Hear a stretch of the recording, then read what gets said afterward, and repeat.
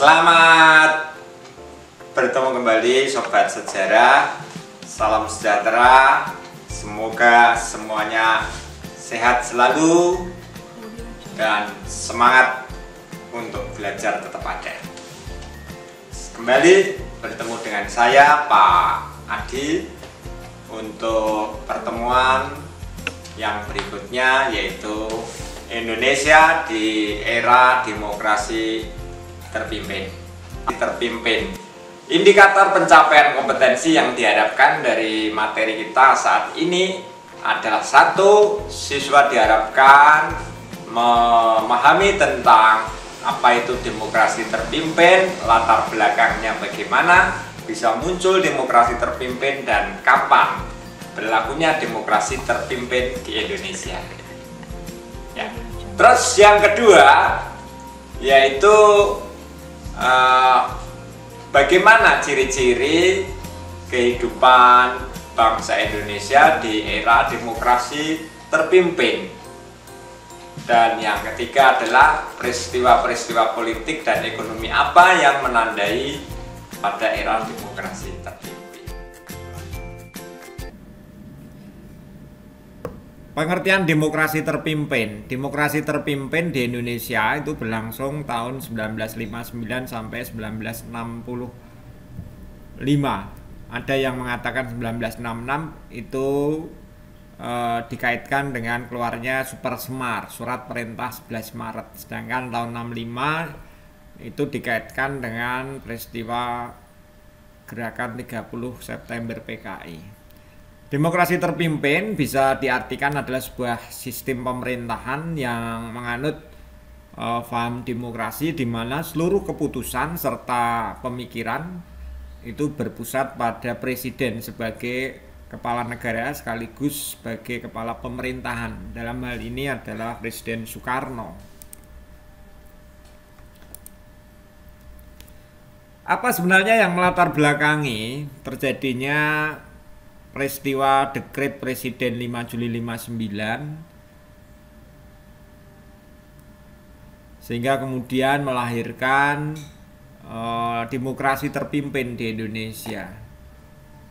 Latar belakangnya adalah kegagalan konstituante. Konstituante itu boleh dibilang adalah badan pembuat undang-undang dasar yang tidak segera bisa menyusun undang-undang dasar baru pengganti undang-undang dasar sementara 1950, sehingga presiden kemudian mengeluarkan dekret perintah yang dikenal dengan Dekret Presiden 5 Juli 59. Dan yang ketiga muncul gerakan-gerakan separatis, di mana kita tahu sebelum munculnya demokrasi terpimpin pada era demokrasi liberal sudah bermunculan peristiwa-peristiwa gangguan keamanan, baik itu yang bersifat ideologis, baik itu yang bersifat mementingkan kepentingan kelompoknya, ataupun karena perbedaan sistem pemerintahan, pandangan tentang sistem pemerintahan. Nah, ini memunculkan juga kabinet yang silih berganti pada masa demokrasi liberal, sehingga terjadilah persaingan yang tidak sehat, saling menjatuhkan, saling sikut mensikut. Nah, ini latar belakang yang melahirkan kemudian presiden mengeluarkan dekret dan akhirnya muncullah demokrasi terpimpin. Baik, tentang isi dekret presiden, tentunya Anda semua tahu bahwa isi dekret presiden: satu, pembubaran badan konstituante, kemudian berlakunya kembali Undang-Undang Dasar 45, sehingga otomatis tidak berlaku lagi Undang-Undang Dasar sementara yang dibuat tahun 1950. Kemudian pembentukan MPRS dan DPS.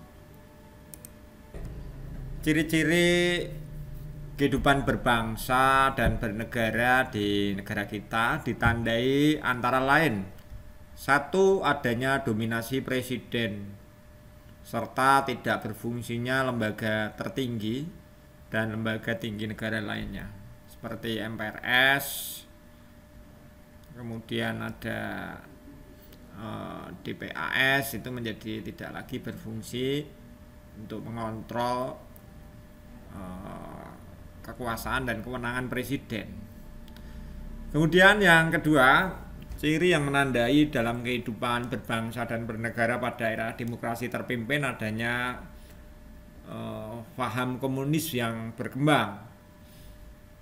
Seiring dengan kemenangan Partai Komunis Indonesia dalam pemilu yang pertama, yaitu pemilu tahun 55. Ini membawa angin segar bagi kehidupan ideologi komunis untuk comeback kembali ke pentas politik saat itu. Yang ketiga, makin besarnya juga peran ABRI sebagai unsur sosial politik. Mestinya ABRI harus meletakkan pada fungsinya yang benar, yaitu sebagai alat pertahanan negara. Tetapi di era demokrasi terpimpin, ABRI sudah mulai berbicara pada tataran sosial politik. Nah, ini tentunya mengkhawatirkan. Dampak ke situasi politik saat itu akibat kegaduhan politik atau munculnya ketidakstabilan politik membawa demokrasi terpimpin saat itu diwarnai adanya kolaborasi antara kepemimpinan Partai Komunis Indonesia dan kaum borjuis nasionalisme nasional dalam menekankan pergerakan-pergerakan independen kaum buruh dan petani. Artinya pada era ini PKI dan simpatisannya dan golongan-golongan yang seide ini mulai dapat angin segar, sehingga muncul pergerakan-pergerakan dari kaum buruh, petani, dan simpatisan PKI yang semakin kemudian membesar mendekati tahun 65. Nah, pada era ini kolaborasi antara partai-partai komunis dan kaum borjuis nasional sehingga tidak mampu memecahkan masalah-masalah krusial bangsa yang berkaitannya dengan masalah politik dan masalah ekonomi pada saat itu.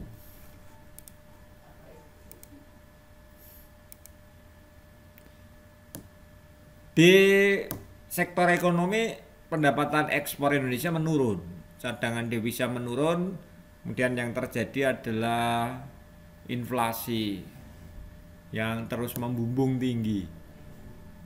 Dan di sisi lain muncul korupsi dari kalangan elit birokrat dan elit militer.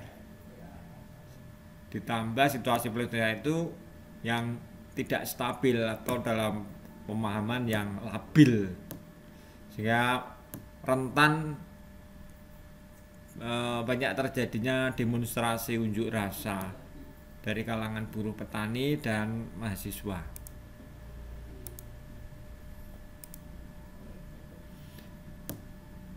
Sobat sejarah yang saya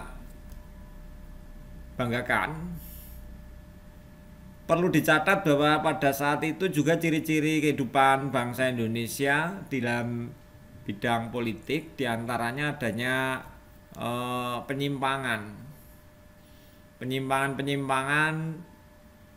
dalam hal politik dalam negeri, kebijakan dalam negeri, artinya adanya ajaran Nasakom. Ajaran Nasakom ini bersumber pada 3 pilar, yaitu nasionalis, agama, dan komunis. Ya, nasionalis diwakili oleh Partai Nasional Indonesia, agama oleh NU dan Masyumi, serta komunis itu diwakili oleh PKI. Dari 4 partai inilah yang menjadi pemenang pemilu dan menguasai parlemen saat itu. Yang kedua, adanya penetapan MPRS tentang jabatan Presiden Soekarno sebagai presiden seumur hidup.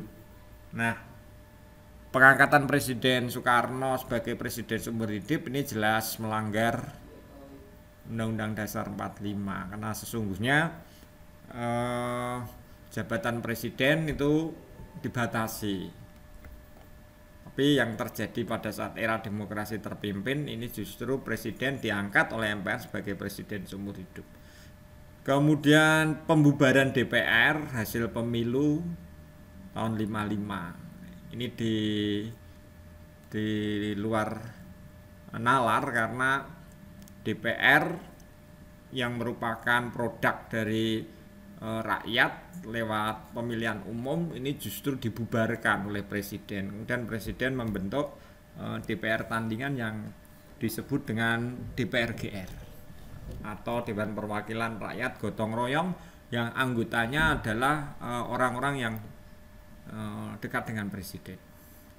Kemudian penyimpangan yang terkait dengan bidang luar negeri atau politik luar negeri itu antara lain adanya konfrontasi dengan negara-negara lain, terutama dengan Malaysia. Nah, pada saat itu Indonesia memposisikan diri sebagai all devo. Bukan all devo, Indonesia sebagai NEVO, yaitu New Emerging Force, yaitu negara-negara yang progresif revolusioner di bawah Uni Soviet dan RRT.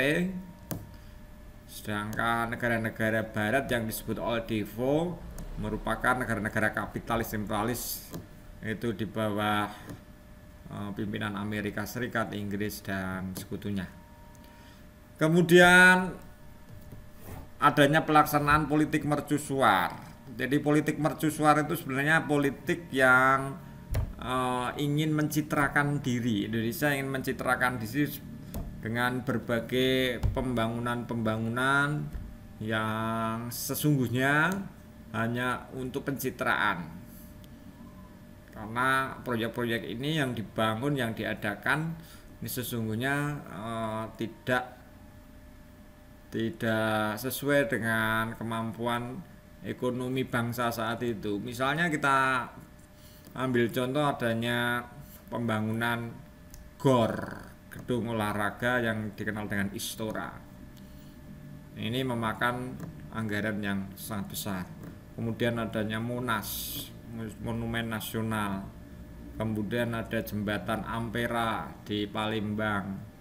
Kemudian ada yang namanya pesta olahraga negara-negara NEVO atau yang disebut dengan GANEVO, Games of the New Emerging Force.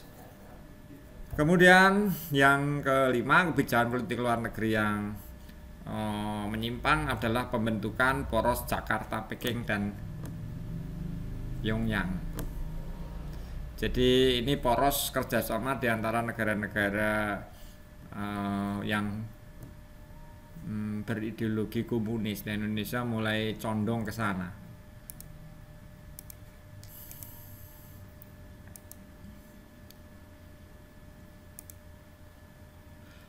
Lalu apa alasannya? Mengapa kemudian demokrasi terpimpin ini pada akhirnya berakhir? Ada beberapa argumen. Yang pertama, karena pada masa demokrasi ini banyak terjadi penyimpangan, diantaranya kabulnya mengenai sistem pemerintahan.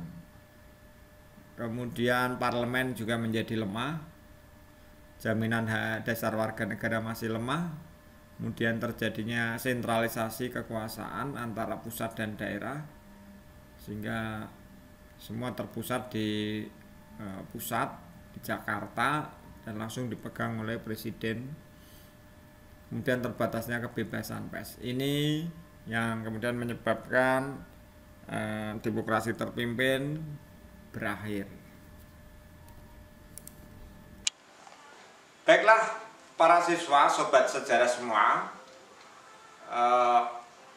dengan demikian materi kita tentang demokrasi terpimpin sudah selesai, dan kita akan bertemu pada materi yang berikutnya.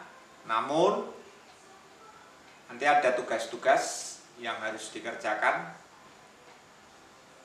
Mohon nanti siswa untuk mengerjakan. Oke, begitu saja.